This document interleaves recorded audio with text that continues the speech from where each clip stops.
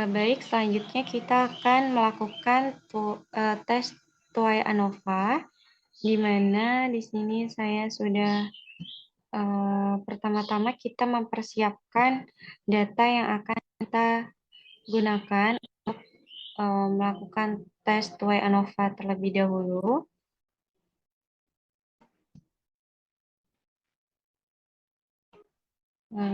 Ini ada satu kasus di mana seorang guru SMP ingin mengetahui apakah terdapat perbedaan hasil belajar matematika siswa SMP berdasarkan pendidikan orang tua dan jenis siswa tersebut. Jadi di sini ada dua faktor yang menjadi praduga, yaitu faktor jenjang pendidikan terakhir orang tua. Di sini berarti menjadi 3 taraf, yaitu SMP, SLTA, dan perguruan tinggi. Selanjutnya, faktor yang kedua yaitu faktor jenis kelamin yang terdiri dari 2 taraf, yaitu laki-laki dan perempuan. Sehingga dari permasalahan ini dapat dirumuskan masalah, yaitu yang pertama, apakah ada perbedaan hasil belajar matematika siswa berdasarkan jenjang pendidikan orang tua. Lalu yang kedua, apakah ada perbedaan hasil belajar matematika siswa berdasarkan jenis kelamin siswa. Lalu yang ketiga, apakah ada interaksi jenjang pendidikan terakhir orang tua dengan jenis kelamin siswa dalam menentukan hasil belajar matematika siswa. Nah, dari ini saya sudah memulainya, yaitu di sini ada data hasil belajar matematika siswa SMP. Di sini terbagi dari laki-laki dan perempuan. Ada sekitar 42 sampel yang ada. Lalu untuk kode jenjang pendidikannya sendiri, di sini untuk SMP yaitu 1, SLTA 2, perguruan tinggi 3. Lalu untuk jenjang pendidikan, untuk kode jenis kelaminnya, untuk yang berjenis kelamin laki-laki adalah berkode 1, yang berjenis kelamin perempuan adalah 2. Setelah kita memperoleh data-data ini, yang selanjutnya kita lakukan yaitu membuka SPSS, di mana di sini kita masuk ke variabel view terlebih. Ini Susi Widiati ingin melanjutkan presentasi kali ini. Nah, kita masuk ke variabel view terlebih dahulu. Dan di bagian nama, ya, yang pertama, di bagian nama variabel view, kita ketik hasil, ya. Kita ketik hasil, ya, hasil belajar matematika siswa SMP. Lalu yang kedua, kita ketik pendidikan, ya, faktor praduga pendidikan. Lalu dan di nomor ketiga kita ketik jenis kelamin, ya, atau kita cukup ketik kelamin saja. Dan di bagian label kita ketik hasil belajar. Yang pertama kita ketik hasil belajar. Lalu yang kedua kita ketik jenjang, ya, kita ketik jenjang pendidikan terakhir orang tua, ya, terakhir orang tua. Dan di ketiga kita ketik jenis kelamin, ya. Di sini kita ketik jenis kelamin. Oke. Selanjutnya di values, yang pertama ini, kita lihat di jenjang pendidikan, ya, kita klik values, kita ketik 1, ya, kita ketik 1. Ini di sini kan jenjang pendidikannya 1. Yang pertama adalah SMP, kita add terlebih dahulu. Lalu values kedua kita ketik di labelnya SLTA, lalu kita add. Dan ketiga di label kita tulis perguruan tinggi, atau kita cukup PT saja, add lalu oke. Dan Di sini di bagian jenis kelamin kita value 1 label laki-laki, kita add, dan yang kedua adalah perempuan. Setelah itu kita add kembali dan oke. Ya. Dan di sini kita lihat di bagian desimal ya. Ini kita nolkan saja untuk mempermudah ya. Untuk mempermudah di desimal ini kita nolkan saja semuanya. Ya. Dan selanjutnya kita ke data view. Kita ke data view, kita ke Excel dulu. Kita pindahkan data yang ada di Excel ini yang sudah kita salin dan kita urutkan. Kita salin, lalu kita paste di bagian di data value ini ya, di data view.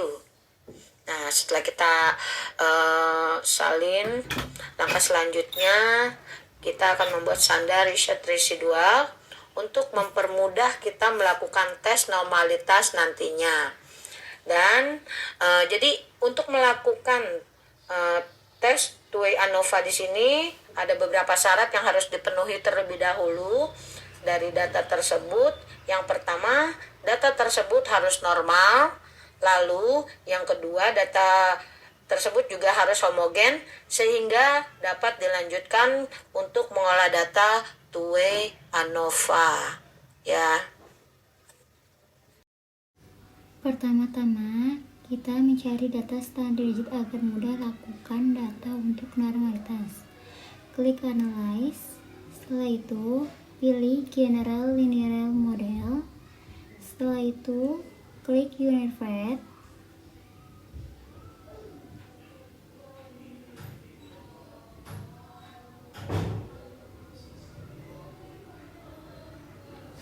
Nah, di sini hasil belajar kita masukkan di independent variable.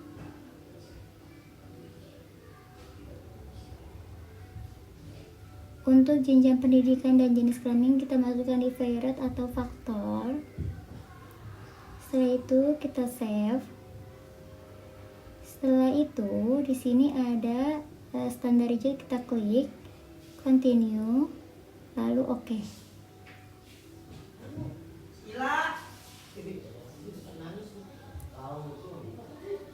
Lalu di sini ada muncul ZRE atau standar digit. Data ini yang mudah untuk melakukan uji normalitas. Setelah itu kita untuk membuat uji normalitas kita klik Analyze. Setelah itu deskripsi statistik, Explore.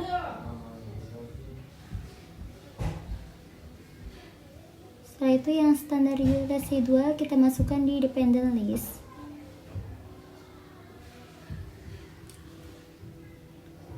Plots. Setelah itu yang normalitas plot with test itu kita klik continue,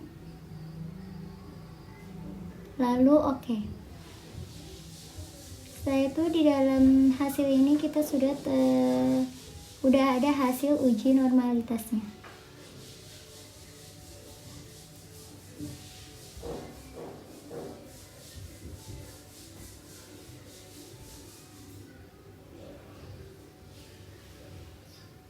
Di sini ada test of normality. Ada Kolmogorov, Samirov, dan Shapiro-Wilk. Nah, untuk data yang di bawah 100 pada sampelnya kita menggunakan Kolmogorov, Samirov, sedangkan untuk data yang di bawah 100 menggunakan Shapiro-Wilk. Karena tadi datanya hanya 42, jadi kita menggunakan data Shapiro-Wilk, di mana hasilnya memperoleh 0,698. Nilai ini lebih besar dari 0,05. Maka data kita bisa cek dari dasar pengambilan keputusan uji normalitas. Di dalam data pengambilan keputusan uji normalitas ini, kita dapat simpulkan, jika nilai SIG lebih besar dari 0,05, maka nilai residual standar normal. Sedangkan, jika nilai SIG lebih kecil dari 0,05, maka nilai residual tidak standar normal. Jadi dapat disimpulkan jika 0,068 lebih besar dari 0,05, maka data tersebut residual berstandar normal. Lalu sekarang ke bagian data view di SPSS. Selanjutnya kita mau melakukan cek homogenitas dan Thue ANOVA. Jadi untuk mengecek tes homogenitas dan Thue ANOVA ini kita bisa melakukan secara bersamaan. Caranya kita masuk ke Analyze, kita masuk ke General Linear Model lagi, kita masuk Clean Variate, lalu kita klik Save. Nah, karena kita sudah tidak standar result lagi, standar resultnya kita hilangkan contengnya.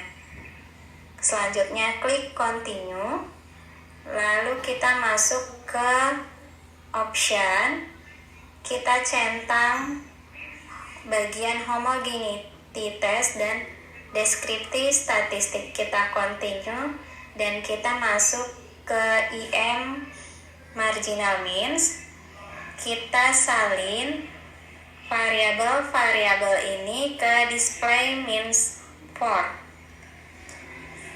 Jadi kita salin ke sini semua, klik continue, setelah itu kita oke.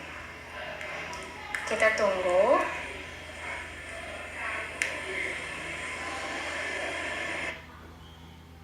Lalu dari hasil data ini dapat kita simpulkan untuk mengetahui keterkaitan interpretasi tes Thue ANOVA yang kita lakukan.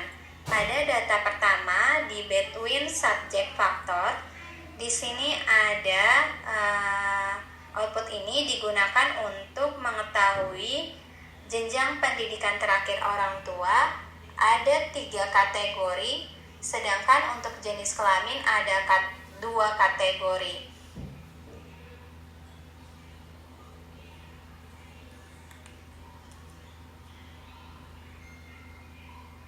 Selanjutnya kita masuk ke descriptive statistik. Data ini dapat melihat data min dari hasil belajar matematika berdasarkan faktor 1 dan faktor 2. Kita fokus pada min ini. Dari jenjang pendidikan SMP misalnya, untuk rata-ratanya adalah 58,57. Nah, ini dapat kita lihat dari jenjang SMP, SLTA, dan perguruan tinggi, dan juga jenis kelamin laki-laki dan perempuan. Lalu kita masuk ke Levens Test of Equality of Error Variance.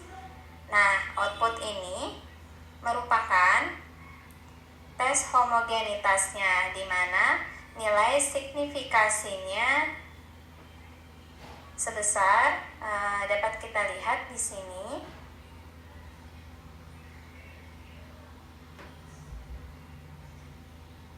Nilainya menggunakan respect on mean. Kita pakai rata-ratanya, di mana nilai signifikasinya sebesar 0,748. Hasil keputusan uji homogenitas, jika nilai signifikasi lebih dari 0,05, maka variasi variabel hasil belajar matematika siswa dinyatakan homogen. Jika nilai signifikasi kurang dari 0,05, maka varian variabel hasil belajar matematika siswa tidak homogen. Nah, karena tadi nilai signifikasinya lebih dari 0,05, maka data ini dinyatakan homogen. Ke hasil SPSS-nya, kita lihat di sini ada test of between subject effect. Nah, test of between subject effect ini outputnya digunakan untuk menjawab rumusan masalah tadi yang di awal ini.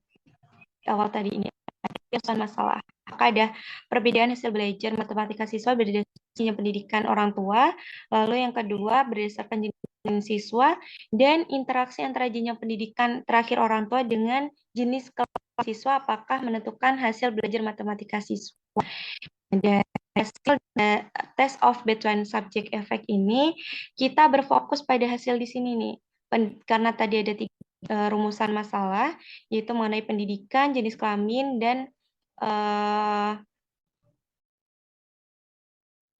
interaksi antara jenis kelamin dan jenjang pendidikan. Jadi kita berfokus pada ini, lalu kita lihat hasil dari signifikansinya.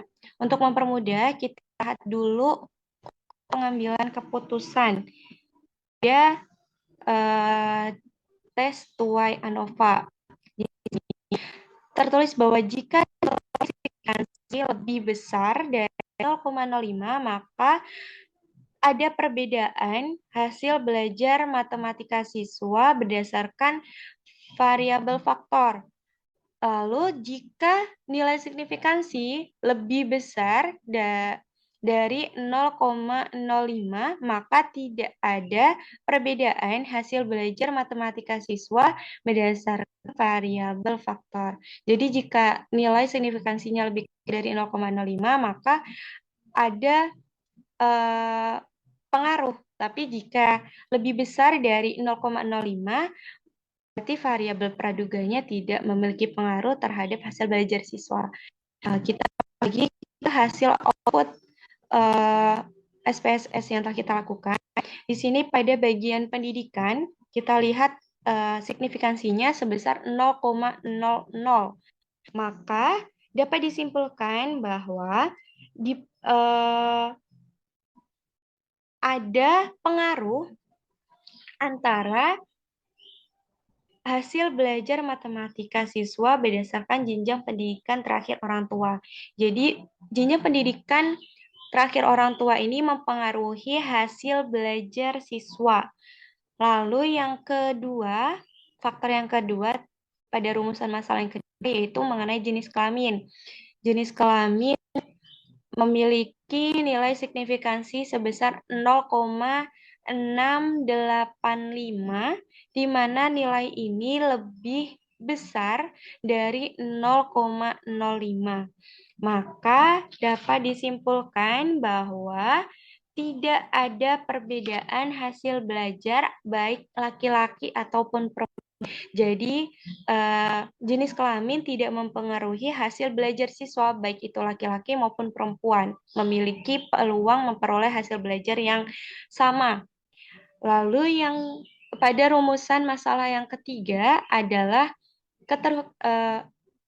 keterkaitan antara pendidikan dan jenis kelamin. Di sini memperoleh dari interaksi pendidikan dan jenis kelamin, di sini memperoleh nilai signifikansi sebesar 0,490. Di sini nilai ini lebih besar dari 0,05. Maka dapat disimpulkan tidak ada interaksi antara jenjang pendidikan akhir orang tua dengan jenis kelamin siswa berkaitan dengan hasil belajar siswa. Jadi, setelah dilakukan analisis ANOVA 2 jalur atau ANOVA 2 way, dapat disimpulkan bahwa jenjang pendidikan akhir orang tua dan jenis kelamin tidak mempengaruhi pada hasil belajar siswa. Hal ini juga dapat kita lihat pada data estimate mean jenjang pendidikan orang tua dan juga data estimate pada jenis kelamin. Di sini tidak ada keterkaitan sama sekali, sehingga dapat disimpulkan bahwa jenjang pendidikan akhir orang tua dan jenis kelamin tidak mempengaruhi hasil belajar siswa. Demikian hasil analisis ANOVA 2 way atau ANOVA 2 jalur dari kelompok kami.